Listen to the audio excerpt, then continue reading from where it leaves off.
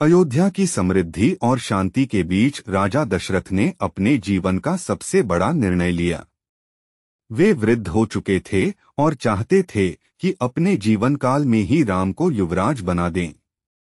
राम का स्वभाव धर्मप्रिय, दयालु और प्रजाहितैषी था।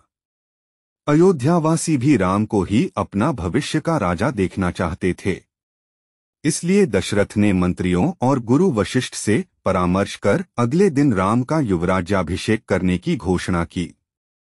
अयोध्या नगरी दुल्हन की तरह सजाई जाने लगी। 2. मंथरा और कैकेयी। महारानी कैकेयी दशरथ की प्रिय रानी थीं। उनके पुत्र भरत नाना के घर थे। जब अयोध्या में उत्सव का माहौल हुआ तो उनकी दासी मंथरा ने कैकेयी को भड़काना शुरू किया। मंथरा बोली, यदि राम राजा बने तो भरत और तुम उपेक्षित हो जाओगे।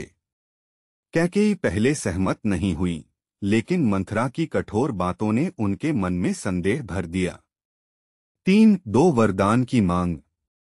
कैकेयी को याद आया कि एक बार युद्ध में घायल दशरथ को उन्होंने जीवनदान दिया था। उस समय दशरथ ने उन्हें 2 वरदान देने का वचन दिया था। मंथरा की प्रेरणा से कैकेयी ने यही अवसर चुना। वह कोप भवन में जाकर रूठकर बैठ गईं। जब दशरथ उन्हें मनाने पहुंचे तो कैकेयी ने कहा, मुझे अपने 2 वरदान अभी चाहिए। दशरथ ने वचन दिया। तब कैकेयी ने कहा, पहला वरदान, भरत को अयोध्या का राजा बनाया जाए।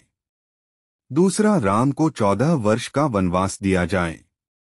यह सुनकर दशरथ स्तब्ध रह गए। वे मूर्छित हो गए और गिड़गिड़ाने लगे, परंतु वचनबद्ध होने के कारण विवश थे। 4. राम का त्याग। जब राम को यह समाचार मिला तो वे तनिक भी विचलित नहीं हुए। उन्होंने पिता और माता कैकेयी को प्रणाम कर कहा, पिताजी का वचन ही मेरा आदेश है। मुझे वनवास स्वीकार है। राम ने प्रसन्न मन से वन जाने का निश्चय कर लिया। अयोध्या की समृद्धि और शांति के बीच राजा दशरथ ने अपने जीवन का सबसे बड़ा निर्णय लिया। वे वृद्ध हो चुके थे और चाहते थे कि अपने जीवन काल में ही राम को युवराज बना दें। राम का स्वभाव धर्मप्रिय, दयालु और प्रजाहितैषी था। अयोध्यावासी भी राम को ही अपना भविष्य का राजा देखना चाहते थे।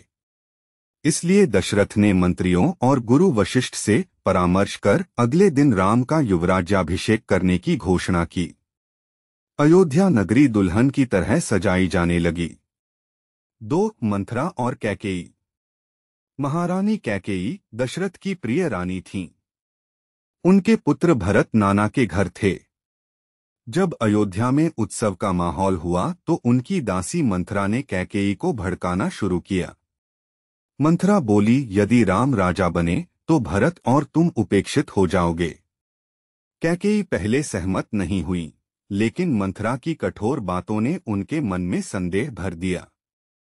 3. 2 वरदान की मांग। कैकेयी को याद आया कि एक बार